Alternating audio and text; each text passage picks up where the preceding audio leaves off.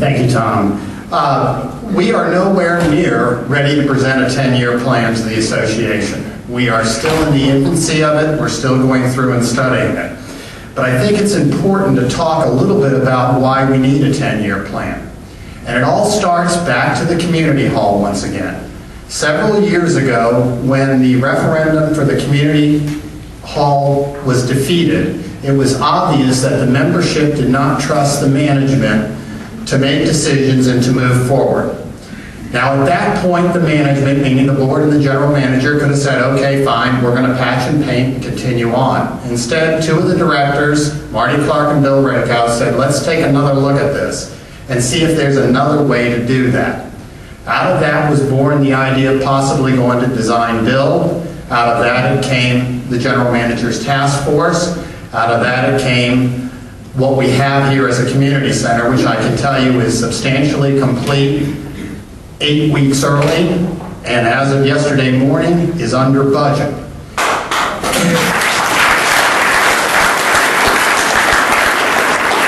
And I tell you that because it was important for the management of Ocean Pines to develop trust in the membership, that if we present it, spell it out, tell you what we're going to do and how we're going to do it, and execute it, that the Ocean Pines residents would trust the management to move forward. So that was step one. Step two was to end crisis management. We haven't planned well. We have all kinds of aged facilities that are falling apart. We can't fix them all today or tomorrow. But what we've got to do is come up with a plan to do it. And that's part of what this 10-year task force is doing.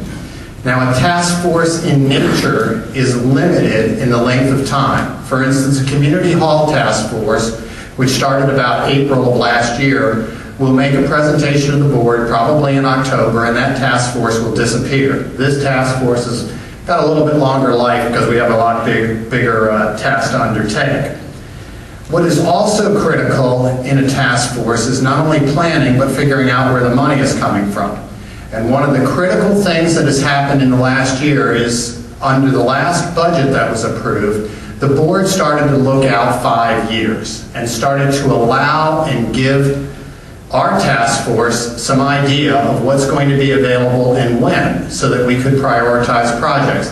That's brand new for Ocean Pines. All before it's been, hey, we want to do this, and now we got to find the money. And most of the time we've patched and painted, and I hate to say that, but that's it. So one of our critical goals here is to stop crisis management and to try to put together a plan and try to figure out how we're going to pay for it and to move forward from there. That said, let me run through our 5 objectives. One is, pop back, Tom. We're getting too fast.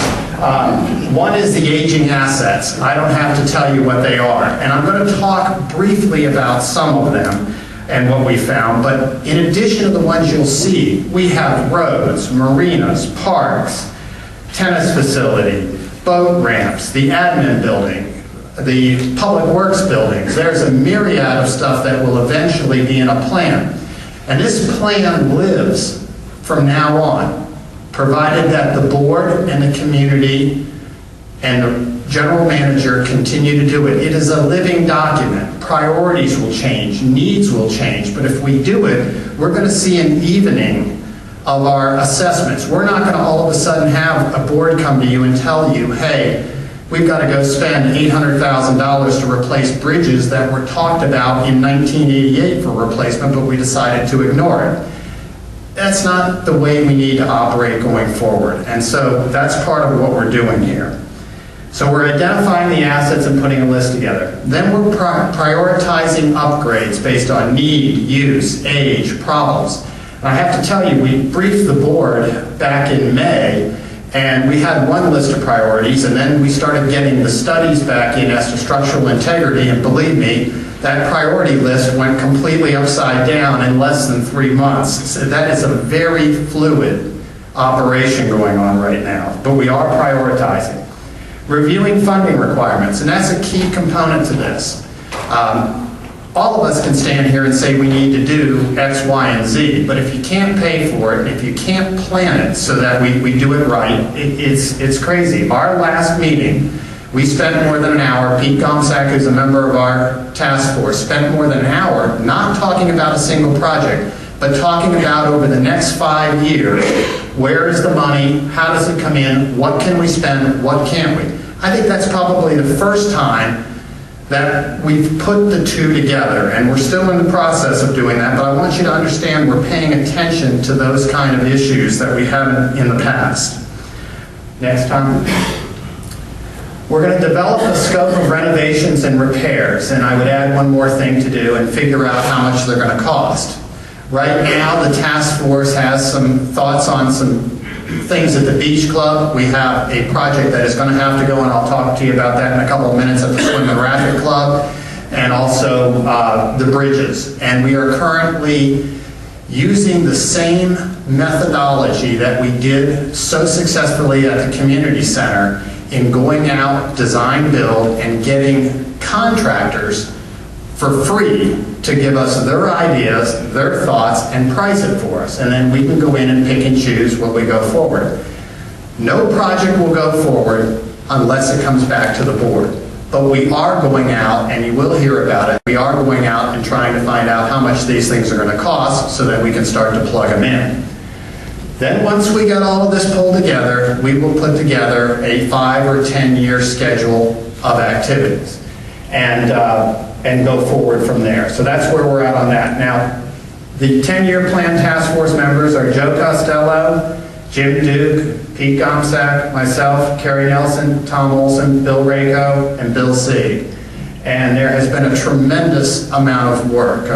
Last Saturday, I think Bill Sieg, Bill Rako, and I spent 3 hours in the early morning working our way through a set of bid scopes and sections. So there's a lot of work going on in the background.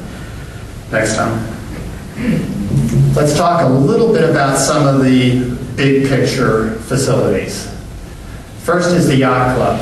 And we view the Yacht Club as a series of components, but really it's a complex there. And you have the marina, you have the Yacht Club pool to the left, the Yacht Club in Mumford Landing, and you also have a boat ramp to the right. So while as we look at this complex, while we may have upgrading the Yacht Club pool, that Yacht Club pool also affects how the marina acts, how it works with the Yacht Club. So what we're trying to do is, while we may have small components, we want to look to make sure that everything meshes and that we get the best value and we don't hurt another area, and that it blends in and we don't come back and rework something we just did a couple of years ago. The piling and deck upgrade concerns. When we got ready to start looking at this project, we decided that since some of the piles had been capped, and the next time you're at the Yacht Club where the outside bar is, look at the Yacht Club and you'll see a strip of concrete there. And that concrete was placed because the piles along the outside of the Yacht Club had rotted, and therefore the decks were in some danger. Well, we saw that, and our task force said, well, how do we know the rest of the piles are any good? Before we go and spend a lot of money upgrading this building or coming up with these plans, we need to check. So we brought in an outside engineer who probed the piles, and sure enough, we had some pretty major problems. In addition to that, we took a few walks around the project, and we saw some problems with the decks, with the beams supporting the decks and holding them up, that they had basically rotted out. The engineer also gave us a report on that. So before we ever get to interior renovations, which we're just briefly talking about, we had to address a couple of issues. This is the front of the Yacht Club, and what you see down here at the bottom is the forms for a brand new grade beam in there. The piles underneath there in some cases were so rotten that you could put your hand right through. There was nothing holding up the deck on that building, and I would note that up above we have heavy equipment hidden there. So we brought a contractor in and had them temporarily shore the building and to go ahead and pour a new grade beam and put the beams back in. In addition, around the back on the water side, if you go the next time you're at the Yacht Club, take a look, you'll see two either 4x4s or 6x6s that go all the way from the piles at the bottom up, and we did what we needed to do to shore it up, but we didn't want to spend a lot of money on permanent fixes until we figured out exactly what we wanted to do. In other words, don't do it twice. Do what we need to do to keep it going. This is an example of one of the posts. When they took the post out, you can see the rot up in there, and it really was pretty terrible. But that's 40 years of sitting there and not being upgraded going on. And this is kind of reinstalling a post out front. This is on top of that first picture there that fixed. So we have a lot of work to do there. We've made it safe and usable for the time being, but the yacht club is definitely an area that we're looking at as we go forward. Golf and Country Club, poor traffic flow, and by that I mean when you walk in there, there's nothing on the top floor. You've got a kitchen that's only used occasionally, you've got an added-on wing that you have to step down. Nobody uses it except for some of the clubs for card games or for other things which can be easily shifted to the community center. Everything else is downstairs. We have moisture challenges. We have some mold. We have some other issues there with leaks from the bar upstairs that have gone down. And if you're in the women's locker room there and you pop a ceiling tile, which we did, you can go ahead and see the Coca-Cola syrup that is in there. This building also has one of the greatest views. If you think about sitting in the back there and looking out over the lakes and everything, we don't use it, okay? We don't use it at all. And the biggest issue, one of the biggest issues here are the ADA issues. To the right there, that contraption is your elevator there, okay? Now, it looks like it's ready for the drywall delivery today, and thankfully it's only about a 6 or 7 foot drop. But if you want to go downstairs, there's no access to the basement of this floor unless you wheel yourself down the hill and get a good curve on the bank to get around to the back end. So we have some major ADA issues. Let me also tell you this, you get out of the men's locker room. When you walk through there, the hallway isn't wide enough to put a wheelchair through there. So there are a lot of issues over here that have to be fixed long term as you go. The appearance of the place. When you pull up to it, what's the first thing you see? A loading dock on the left-hand side. Okay, that's your, quote, country club. The front of it looks like a storefront that's down at Ocean City on the boardwalk somewhere. Maybe we should just put a t-shirt shop in there. But so we have some issues, okay? And so we need to address this country club on a global basis at some point going forward here. Swim and racket complex. As you can see, the pool to the left of it is the building, and down to the right are the 4 tennis courts that Tom earlier talked about have been taken care of. When we preliminarily got together and were listing the major structures, the Swim and Racket Club was so far down our priority list that we could barely see it. But in keeping with our idea of the Ronald Reagan Trust But Verify, we said, hey, let's get our engineer out here and check the piles that hold everything up. Well, lo and behold, we have more problems there than we have at the yacht club. You can actually go out there, and we have a pile plan here, and Bill Rago and I never believe anything that we get from an engineer, so we went out on a Saturday and a Sunday morning and crawled underneath the deck with screwdrivers and started jamming them into these piles, but sure enough, the guy did a good job for us. But you can actually go down there and the pile looks brand new and it looks great, and you can take a screwdriver and stick it all the way through the pile. So we've got some major problems. Those of you that may have been to swim meets there have seen portions of the deck done. That has to be addressed this year. That is a project that's going to have to be addressed in fixing those decks. There's no two ways about it. So what will happen, at least from the building on the right-hand side, all the way across, we will replace that decking. And in some cases, you're 3 or 4 feet above grade. In other cases, you're 12 feet or so above grade. In addition to that, if you can go back one slide, Tom, to the overview. In addition to that, as you can see there, the extra little marina is right there. You can see the boat sitting there. We were very fortunate in that this year the bulkhead replacement includes that. It already did. So where rather than having to go ahead and replace the bulkhead, it would be crazy to go and fix these decks and pour new caps and then have to go back and tear stuff up because of the bulkhead. But it really worked out well for us that the bulkhead was already scheduled to be replaced, so we're doing that in conjunction with it. We'll probably do some exterior renovations while we're there if it fits within budget, and interior renovations will probably wait for the time being. The other thing I want to talk about is while we're under there, we're also going to take a look at the plumbing of the pool to fix whatever has to be done. For instance, they keep changing the codes in the state of Maryland. We can't open that pool next year because of the way the traps work and everything else. So we have to do work anyway. So we're going to fix that while we're there and correct some problems that are underneath there. The outside of the building, we may or may not, we have to do some work underneath the building. The piles under the building, fewer have problems because they're further back from the water and more shielded, but some will need small caps, but we're not tearing the building down and rebuilding it or anything. We're just going to do similar to what we did at the Yacht Club, pointed fixes. You can see some of the piles down where the gas meter is. And if you keep going, there's a little entrance on that side. If you stick it on the right-hand side is the one you can stick the screwdriver in. So, next time. And here's an example of not only a pile, this is where we crawl underneath, but if you look to the right, you can see the rotting wood. And when we got up underneath there were pipes that had been abandoned, wires that had been cut, all kinds of things underneath there. We were sitting hoping that nothing was alive when we were touching it, but we're going to take this opportunity to stop patching and fix it right so we don't have to mess with it again. The Beach Club. Certainly financially one of our greatest assets. What you've got is the pool to the left, the Beach Club to itself, the parking lot in the back, and of course we have the parking lot over at the Secrets lot for overflow. We've got 50th Street to the right and 49th Street to the left, and that's the Grand to the left in this picture here.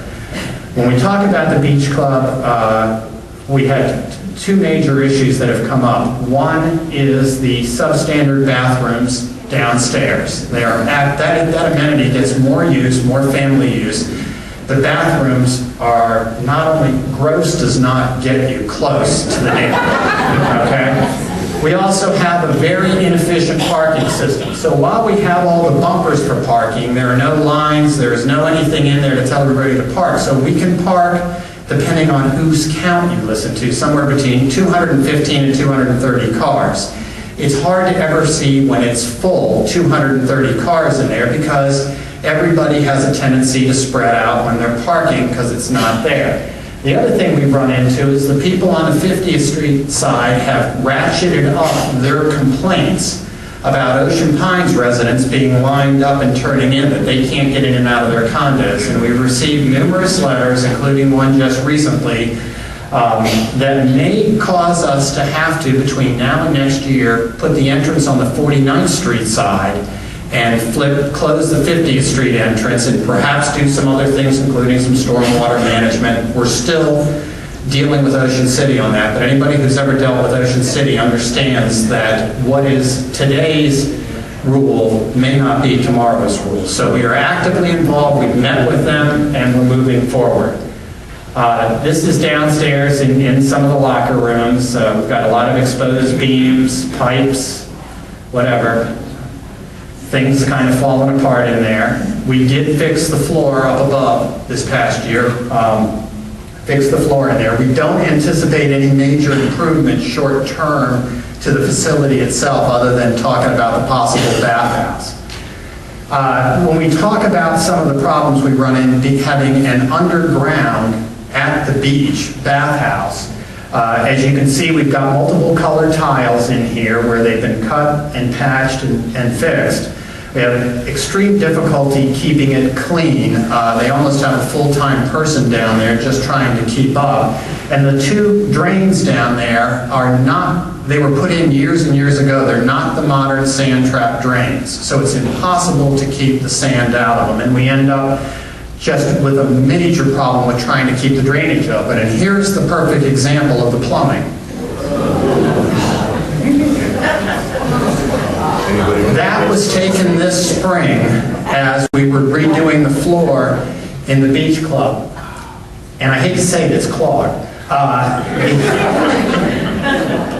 The bigger problem is this is not unusual. This is typical of the plumbing that runs underneath there. And so we've kind of looked at this as something we need to move forward with. Change the slide. Yeah. It's lunch.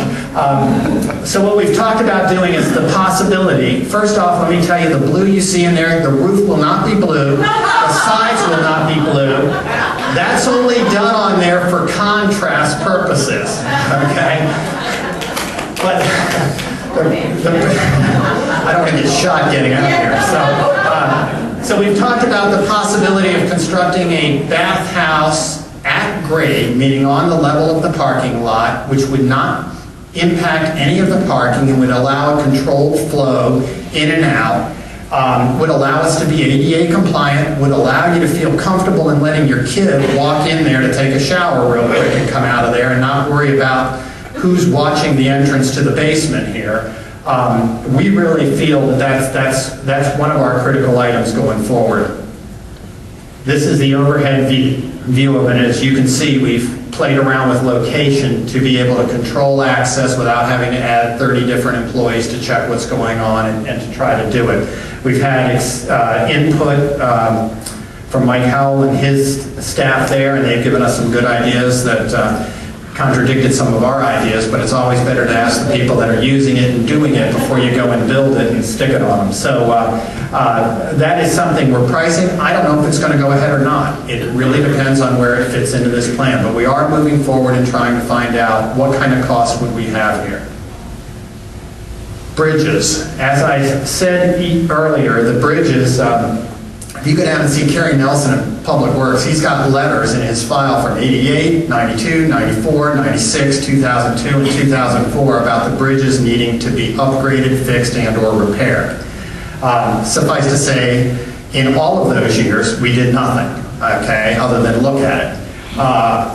We have in a report from back in January where some test digging was done there and they found some rotten boards, but more importantly, we commissioned a study and we used URS, which is recognized by the state of Maryland as their inspectors for bridges, and they gave us two reports, one for the bridge over Ocean Parkway, which is shown, and the other for the bridge over Clubhouse, going back there.